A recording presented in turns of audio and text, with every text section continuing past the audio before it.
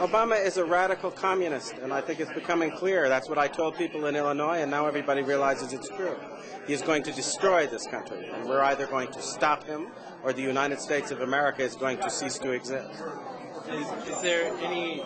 Do you still hold regrets against not having long enough time to debate against President Obama? I don't have any regrets. I went into Illinois. People told me at the time I didn't stand much of a chance of winning. The idea was to bear a true witness. The man is an abomination. He is someone who has actually advocated infanticide, that when babies are the target of abortion, if they happen to escape the abortionist's intention and are born alive, he actually supported the idea that those babies should be set aside to die.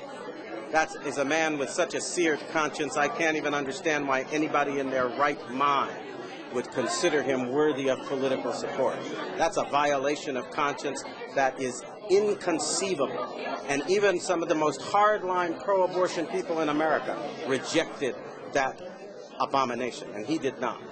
So what does tonight mean when President Obama is President of the United States? How does tonight play a role? That's another question. Is he President of the United States? According to the Constitution, in order to be eligible for president, you have to be a natural-born citizen. He has refused to provide proof that he is, in fact, a natural-born citizen. And his Kenyan relations say that he was born in Nairobi at a time when his mother was too young to transmit U.S. citizenship. So I'm not even sure he's President of the United States. No, that's not a laughing matter. Neither are many of our military people now who are going to court to ask the question, do we have to obey a man who is not qualified under the Constitution? We're in the midst of the greatest crisis this nation has ever seen. And if we don't stop laughing about it and deal with it, we're going to find ourselves in the midst of chaos, confusion, and civil war. It's time we started acting like grown-ups.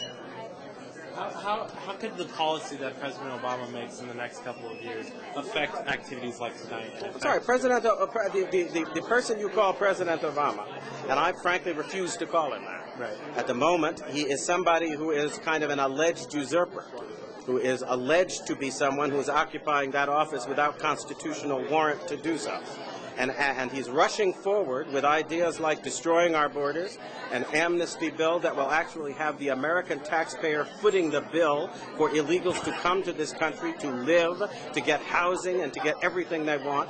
He is also somebody who has just announced a program that would essentially destroy the validity of existing mortgages and encourage everybody in the country to stop paying their mortgage because the government is going to pay it instead. This is insanity. It's as if we have put insane children and adolescents in charge of our government. And I think we need to ask simple questions. A couple of years ago, we were arguing over every penny in the United States budget, and it was quite clear we didn't have enough money to go around. Well, somebody asked me where we came up with $2 trillion in the course of the last 6 months. Did we wish for it out of the air? Have people gone mad in this country? You don't have that money. We are claiming that a bankrupt government can save a bankrupt banking system. Explain to me how that happens, because I think that's impossible.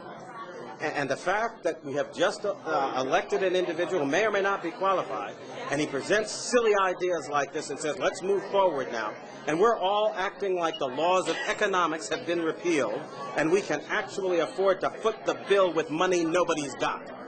This is insane. It's got to lead to the collapse of our economy, and it's going to.